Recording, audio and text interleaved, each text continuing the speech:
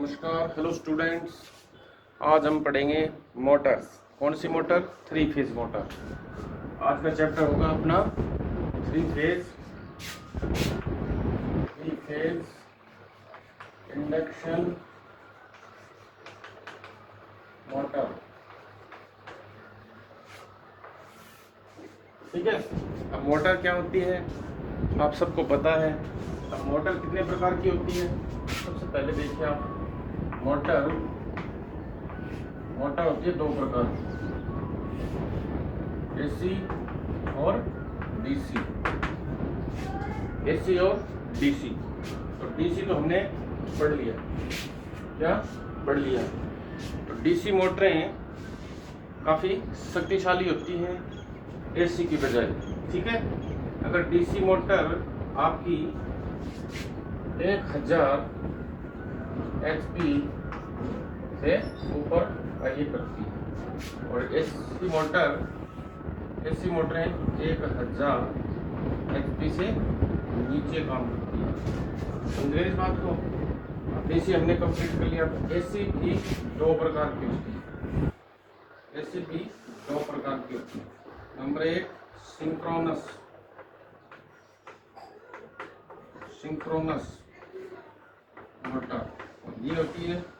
दूसरी होती है इंडक्शन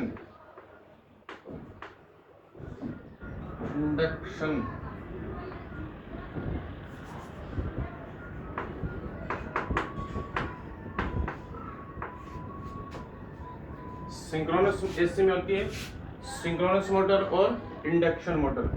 अब सिंक्रोनस को भी हमने पढ़ लिया है, तो अब पढ़ेंगे हम इंडक्शन मोटर में दो प्रकार की मोटर होती है। एक होती है सिंगल फेज और दूसरी होती है थ्री फेज। ठीक है, थ्री फेज इंडक्शन मोटर। अब हमको कौन सी पढ़नी है? ये पढ़नी है। कौन सी पढ़नी है? ये वाली पढ़नी है। सिंगल फेज मोटरें होती है, वो होती है 1/32 HP P से 1 HP तक। ठीक है। और थ्री फेज मोटरें होती है वो 1 HP से 100 HP तक का। ठीक है। ये था अपना मोटर का प्रारूप। अब मोटर कैसे कार्य करती है? अब हमें पढ़ना है थ्री फेज इंडक्शन मोटर। क्या पढ़ना है? थ्री फेज इंडक्शन मोटर कैसे कार्य करती है, वो इसकी चर्चा हम अभी करेंगे।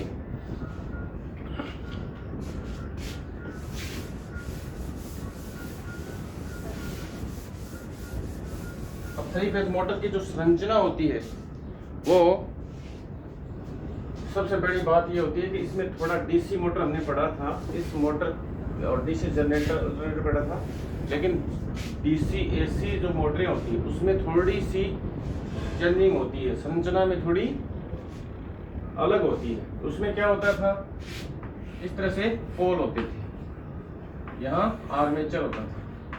ठीक है, यहाँ आर्मेचर होता था और ये बना देते थे।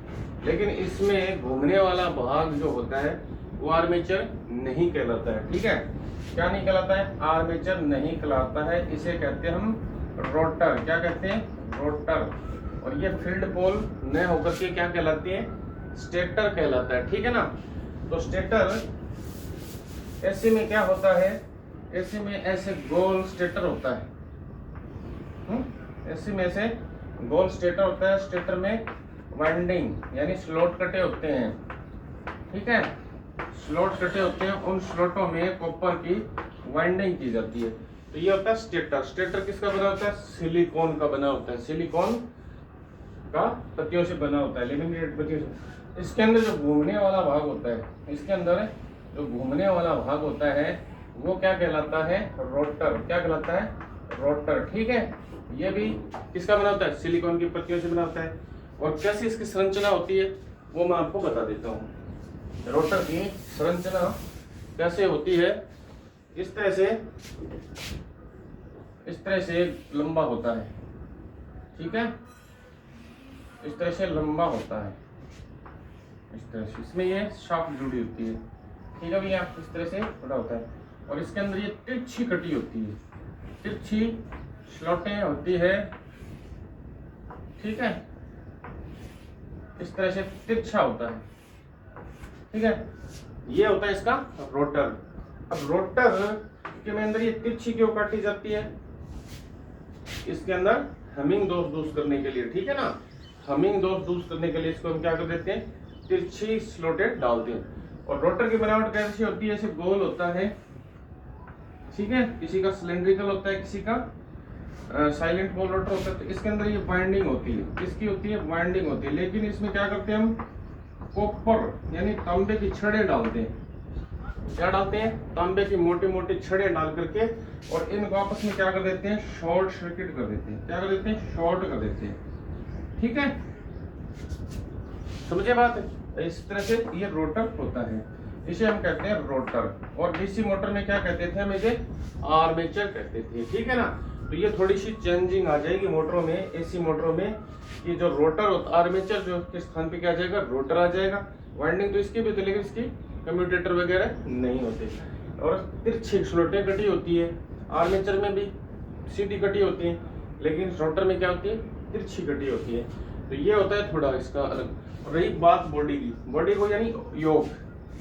अब एसी मोटर में भी बॉडियां होती है, तो वही बात है, वहाँ महंगी जो मशीनें होती है ना, महंगी जो मशीनें होंगी उनकी बॉडी किसकी होगी? कास्ट स्टील की होगी। और जो सस्ती होंगी यानी छोटी मोटरें होंगी, तो उसकी बॉडी क्या होगी? कास्ट आयरन की होगी। बस ये बात आपके दिमाग में बैठा लो कि जो बड़े साइज की मोटरें होंगी या महंगी मोटरें होंगी, बड़ी होंगी तो महंगी होगी, सीधी सी बात है। अगर महंगी होगी तो वो क्या होगी? कास्ट स्टील की बॉडी होगी। और कास्ट छोटी मोटरें हैं, हल्की मोटरें हैं या सस्ती मोटरें, तो उनकी क्या होगी? कास्ट आयरन की होगी। तो ये होती है इसके थोड़े से पार्टों में चेंजिंग। अब इसके हम कार्य प्रणाली कैसे कार्य करती है ये देखते हैं हम। अब देखिए, आपको मैं थोड़ा उदाहरण देके समझाता हूं कि ये आपका पोल है, ठीक है, ये एन है और ये एस है, ठीक है। अब इसके अंदर एक लोहे की पत्ती, क्या कर दिया? लोहे की पत्ती इस तरह से फिट कर देते हैं, ठीक है, लोहे की पत्ती फिट कर देते हैं। तो इसमें क्या होगा? जैसे फ्लैक्स गुजरेगा ऐसे ऐसे चला जाएगा इसके अंदर से। क्यों? कि लोहा क्या होता है? फेरामैग्नेटिक। इसके अंदर से क्या होते हैं? चुंबकीय गुण है वो बाहर आ जाते हैं, इस तरह से होगा, ठीक है। ये लोहे की है, लेकिन हम इसको लोहे के स्थान पे अगर यहाँ तांबे की लगा देते, ये क्या है?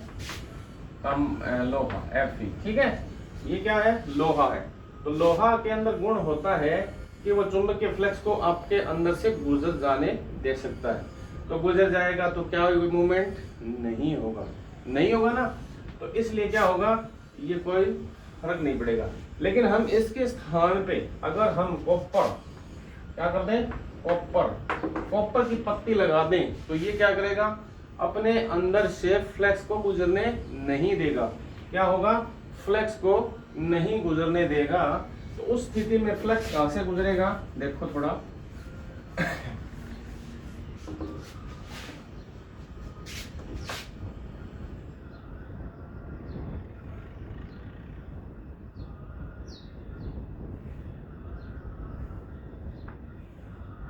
ये हो गई साफ्ट और ये हो गई कॉपर की पत्ती, ठीक है ना भाई। तो यह फ्लक्स क्या करेगा? यहां से यहां गुजरेगा। क्या गुजरेगा? यहां से यहां गुजरेगा। क्यों गुजरेगा? कि चुंबक का तो गुण है, चुंबकीय लाइनें तो नॉर्थ से साउथ की तरफ जा ही जाएगी। तो वो कैसे जाएगी? वो इस तरह से जाएगी, बाहर से जाएगी। कहां से जाएगी? बाहर से जाएगी, ठीक है, बाहर से जाएगी, इसके अंदर से नहीं गुजरेगी। अगर इसके अंदर से नहीं गुजरेगी तो ये क्या करेगा? तन जाएगा, यानी थोड़ा स्ट्रक हो जाएगा, यानी थोड़ा तनाव आ जाएगा इसके अंदर, ठीक है। लेकिन जैसे ही मैं अब यहाँ एक दूसरा पोल लगा देता हूँ, ठीक है, ये मान लो ऐसे पोल हो गया, ठीक है ना, कैसे हो गया? ऐसे पोल एक इधर आ गया, ठीक है। जैसे ही हम सप्लाई देंगे तो क्या होगा? ये पोल नहीं, अब ये ऐसे पड़ा है, तो इसकी स्थिति कैसे हो जाएगी? ये भी घूम जाएगी। क्या हो जाएगी? क्योंकि चुंबकीय फ्लक्स कहां से जा रहा है? यहाँ से, यहाँ से एन से इधर जा रहा है ना, तो ये क्या होगा, ये साथ में इसके घूम जाएगी, ठीक है ना। तो इसका कैसे हो जाएगी, इसकी आकृति ऐसे हो जाएगी, ठीक है, ऐसे हो जाएगी, ठीक है, इसके सामने आ जाएगी। और फ्लक्स कहाँ से गुजर रहा है, यहाँ से गुजर रहा है, क्योंकि इसको काट नहीं रहा है, तो क्या करेगा, ये भी क्या करेगा, रेखाओं के लंबवत यानी समांतर दिशा में घूम जाएगा, ठीक है। तो ये इस तरह से हमारा मोटर है वो कार्य करती है। अब समझिए इसको कि किस सिद्धांत पे काम करती है three phase motor, induction motor induction के आधार पर कार्य करती है। तो उसमें क्या होता है, थ्री फेज इंडक्शन मोटर में ये स्टेटर होता है, ठीक है। थ्री फेज इंडक्शन मोटर में ये स्टेटर होता है, ठीक है।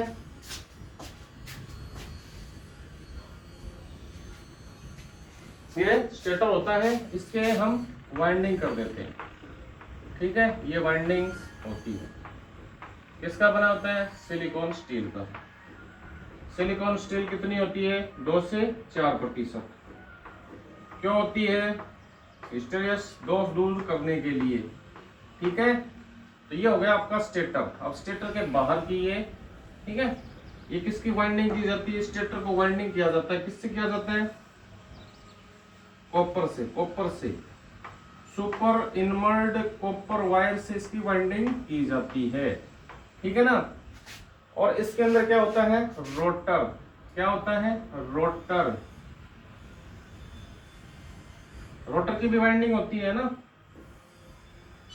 रोटर को क्या कर दिया जाता है, रोटर के अंदर हम छड़े डाल देते हैं, किसकी, कॉपर की छड़े डाल करके उसे क्या कर देते हैं, शॉर्ट सर्किट, ठीक है। तो सिद्धांत क्या कहता है हमें, हमारी थ्योरी का जो सिद्धांत है वो क्या कहता है, जब किसी शॉर्ट सर्किट कंडक्टर